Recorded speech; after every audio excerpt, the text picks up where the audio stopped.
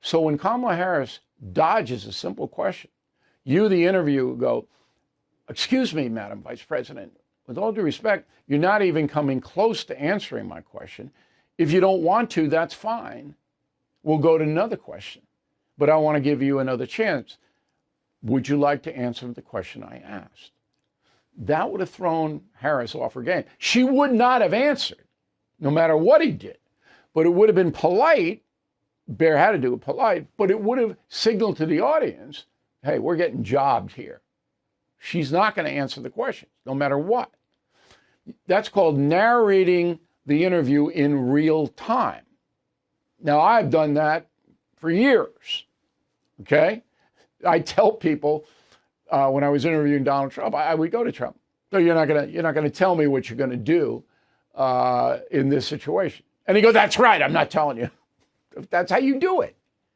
Because you can't force an interview subject to answer. Bear did not do that. And he should have. Okay. But that doesn't mean he did a bad interview. He didn't. He asked the right questions. Who won? I got asked that on the radio today, a lot of radio interviews. Nobody won. Nobody wins these things. Did Kamala Harris get one vote out of that? I don't think so. People are already divided up. They know. To me, I was insulted, and I'll get to that later. I was insulted. I'd like to presidential candidates, both of them, to answer direct questions. Don't you want that? I mean, if you don't, you're insulting me. I like, is Philadelphia and Pennsylvania. I like hiking in the woods. You know, if you're talking to another person, you ask them a question and they don't come close to answering it, you usually go, whoa, right? And you just get out of there. Okay, so let's get to facts. I love those facts to back up my analysis. And if you think I'm wrong, Bill at BillO'Reilly.com, Bill at BillO'Reilly.com, name and town. Okay, so we are going now to show you exactly what questions Bret Baier asked. Put them up on the screen. For those on the radio, I'll read them. First, how many illegal immigrants would you estimate your administration has released into the country over the past 3.5 years? No answer.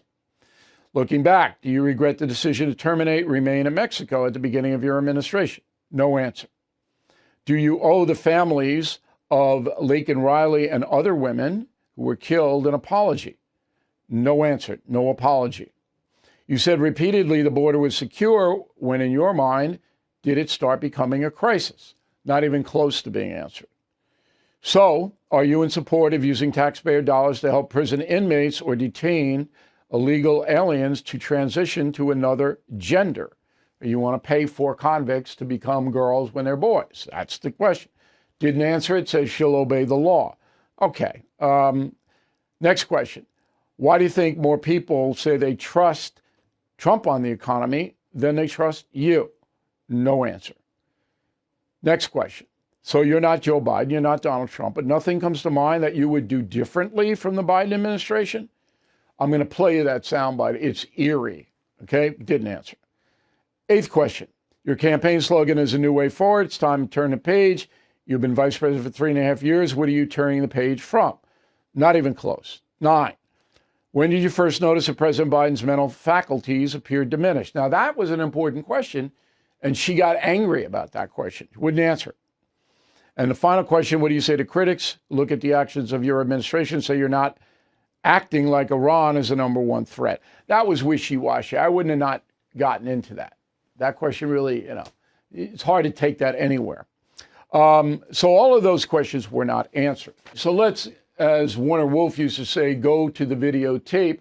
I'm going to play you 2 evasions. I could play you 10, but I think 2 will make the point. Roll number 1.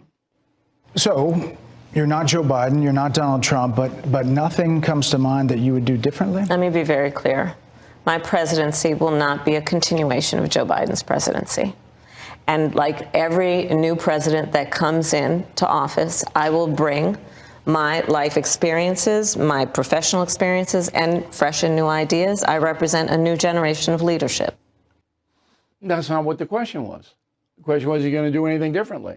Now, Bear should have followed up, and I'm not being a Monday morning quarterback, but this is just obvious. He goes, well, okay, Madam Vice President, we know that you're going to bring a new point of view into the Oval Office, but let's just look at what happened in Afghanistan when you and your boss, Joe Biden, because you agreed with him, surrendered and 13 American military people were killed, and it was an embarrassment worldwide. Would you have done that again?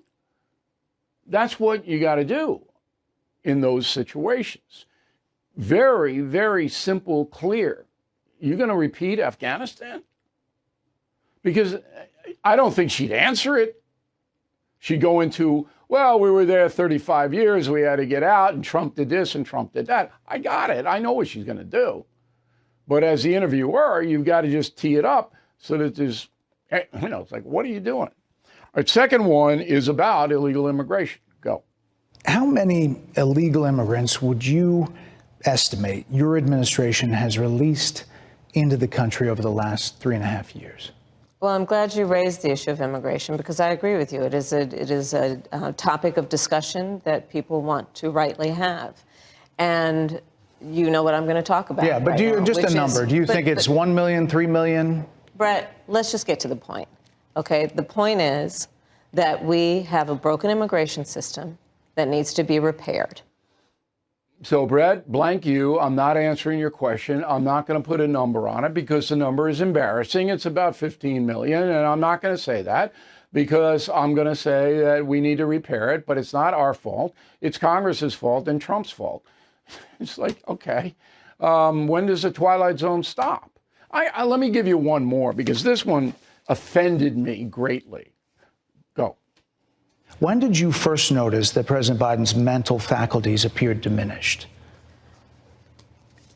Joe Biden, I have watched from the Oval Office to the Situation Room, and he has the judgment and the experience to do exactly what he has done in making very important decisions on behalf of the American people. There were no concerns raised? Brett, Joe Biden is not on the ballot.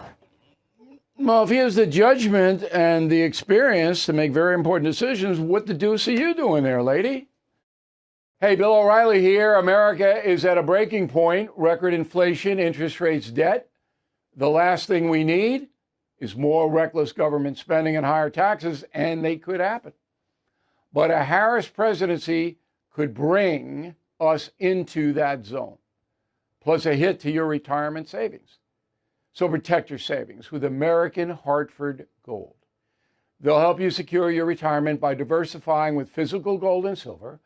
Start with a simple phone call. They'll guide you through the process, even deliver gold and silver right to your door, or place it directly in your IRA or 401k. Don't wait. These safe haven assets can protect you in an economic crisis. Call or text American Hartford Gold today. Tell them O'Reilly sent you to get up to $15,000 of free silver on qualifying orders. Call 866-501-5201. That's 866-501-5201. Or text Bill to 65532. Again, 866-501-5201 or text Bill to 65532. Thank you for watching the No Spin News. To watch the full episode anytime on BillO'Reilly.com, please sign up to become a premium or concierge member. Visit BillO'Reilly.com to sign up and start watching today.